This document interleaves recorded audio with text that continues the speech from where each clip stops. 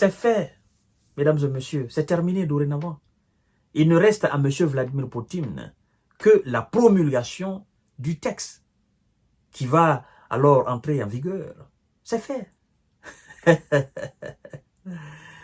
Le Parlement, la chambre haute du Parlement russe a ratifié le traité, n'est-ce pas, d'assistance mutuelle militaire avec la Corée du Nord. C'est terminé. C'est fini. Il n'y a plus de débat. C'est clos.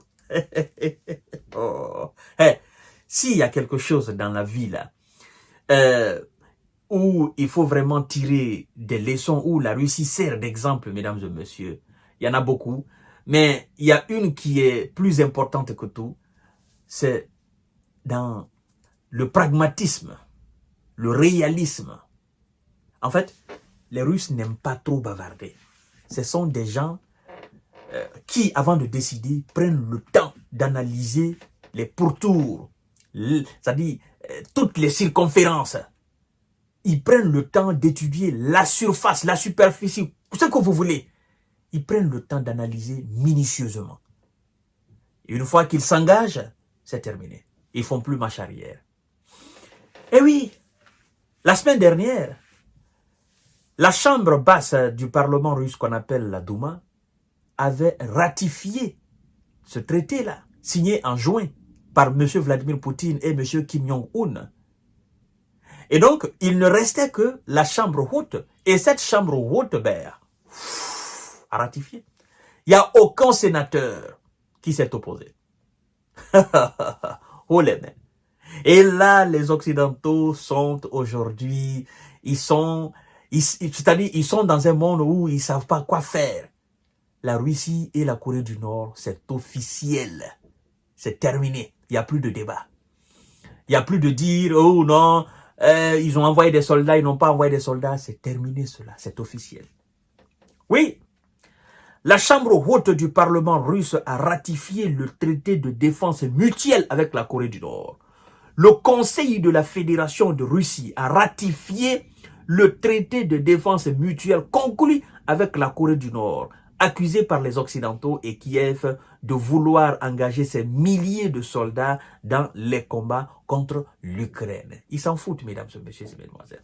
Le vote de la Chambre haute du Parlement, qui intervient 2 semaines après celui des députés, ne faisait guère de doute. Et aucun sénateur n'a voté contre. Qui va voter contre? Il faut voter contre seulement, tu vas voir. Va voter contre.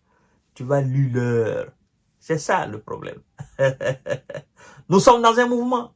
Nous avons décidé de lancer l'opération spéciale militaire ensemble pour défendre nos intérêts.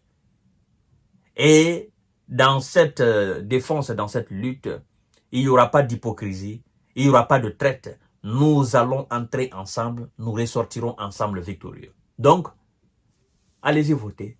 Et on ne veut pas d'abstention, on ne veut pas de contre. Tout le monde est pour. On y va, on continue.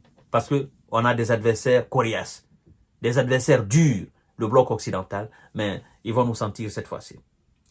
Le vote de la Chambre haute du Parlement qui intervient 2 semaines après celui des députés ne faisait guère de doute et aucun sénateur n'a voté contre. Le président russe Vladimir Poutine, qui avait paraphrasé le traité en juin à Pyongyang, doit désormais promulguer le texte qui entrera en vigueur.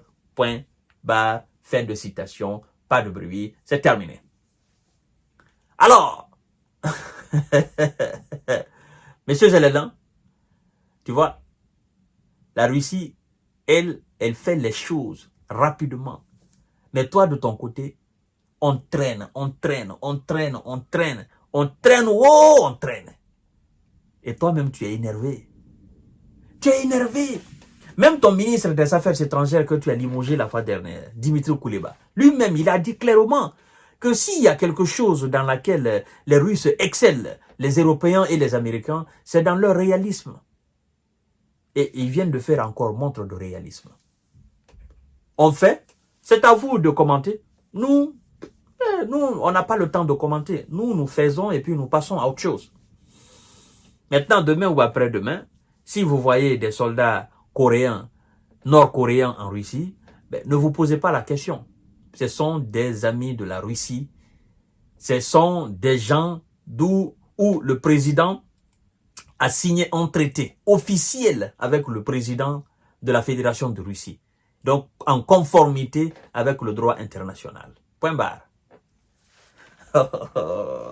Oh, les Russes, ils vont terminer les Occidentaux. C'est-à-dire, ils sont humiliés, ils sont complètement à terre. Moi, je vous dis, si vous voulez réellement faire quelque chose pour donner matière à réfléchir à Vladimir Poutine, c'est d'accepter l'Ukraine dans l'OTAN. Et c'est d'engager vos propres hommes sur le terrain en Ukraine, afin de montrer à Vladimir Poutine qu'il n'est pas le seul aveugle sur le terrain. Mais en tant que vous ne faites pas cela, ben Poutine va continuer toujours à marcher sur vous. Je vous donne rendez-vous tout à l'heure pour notre série d'informations et de décortiquage. Merci beaucoup.